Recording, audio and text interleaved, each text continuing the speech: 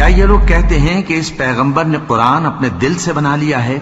کہہ دو کہ اگر میں نے دل سے بنا لیا ہے تو میرے گناہ کا وبال مجھ پر، اور جو گناہ تم کرتے ہو اس سے میں بری الذمہ ہوں۔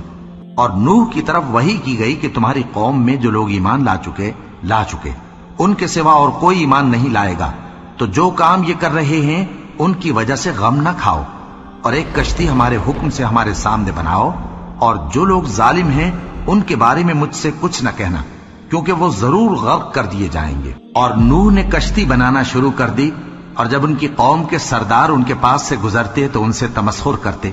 وہ کہتے کہ اگر تم ہم سے تمسخر کرتے ہو تو جس طرح تم ہم سے تمسخر کرتے ہو اسی طرح ایک وقت ہم بھی تم سے تمسخر کریں گے، اور تم کو جلد معلوم ہو جائے گا کہ کس پر عذاب آتا ہے جو اسے رسوا کرے گا، اور کس پر ہمیشہ کا عذاب نازل ہوتا ہے۔ یہاں تک کہ جب ہمارا حکم آ پہنچا اور تنور جوش مارنے لگا تو ہم نے نوح کو حکم دیا کہ ہر قسم کے پالتو جانوروں میں سے جوڑا جوڑا یعنی ایک ایک نر اور ایک ایک مادہ لے لو، اور جس شخص کی نسبت حکم ہو چکا ہے کہ ہلاک ہو جائے گا اس کو چھوڑ کر اپنے گھر والوں کو اور جو ایمان لایا ہو اس کو کشتی میں سوار کر لو۔ اور ان کے ساتھ ایمان بہت ہی کم لوگ لائے تھے۔ نوح نے کہا کہ اللہ کا نام لے کر کہ اسی کے کرم سے اس کا چلنا اور ٹھہرنا ہے، اس میں سوار ہو جاؤ، بے شک میرا پروردگار بخشنے والا ہے، مہربان ہے۔ اور وہ ان کو لے کر طوفان کی لہروں میں چلنے لگی۔ لہریں کیا تھیں؟ گویا پہاڑ تھے۔ اس وقت نوح نے اپنے بیٹے کو جو کشتی سے الگ تھا پکارا کہ بیٹا ہمارے ساتھ سوار ہو جا اور کافروں میں شامل نہ ہو۔ اس نے کہا کہ میں ابھی پہاڑ سے جا لگوں گا، وہ مجھے پانی سے بچا لے گا۔ فرمایا کہ آج اللہ کے عذاب سے کوئی بچانے والا نہیں اور نہ کوئی بچ سکتا ہے مگر وہی جس پر اللہ رحم کرے۔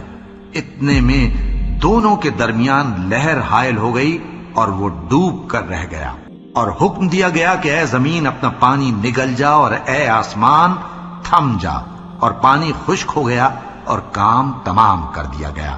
اور کشتی کوہ جودی پر جا ٹھہری، اور کہہ دیا گیا کہ بے انصاف لوگوں پر لعنت۔ اور نوح نے اپنے پروردگار کو پکارا اور کہا کہ پروردگار، میرا بیٹا بھی میرے گھر والوں میں ہے، تو اس کو بھی نجات دے، تیرا وعدہ سچا ہے اور تو بہترین حاکم ہے۔ اللہ نے فرمایا کہ اے نوح، وہ تیرے گھر والوں میں نہیں ہے، وہ تو سراسر بدعمل ہے، تو جس چیز کی تم کو حقیقت معلوم نہیں اس کے بارے میں مجھ سے درخواست ہی نہ کرو، اور میں تم کو نصیحت کرتا ہوں کہ نادان نہ بنو۔